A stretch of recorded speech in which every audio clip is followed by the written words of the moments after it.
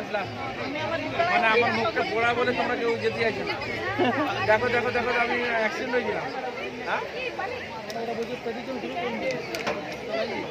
হ্যাঁ এই মহিলা চলো চলো ভালো আছো? কেমন মেয়ে? চিনতে পারছো?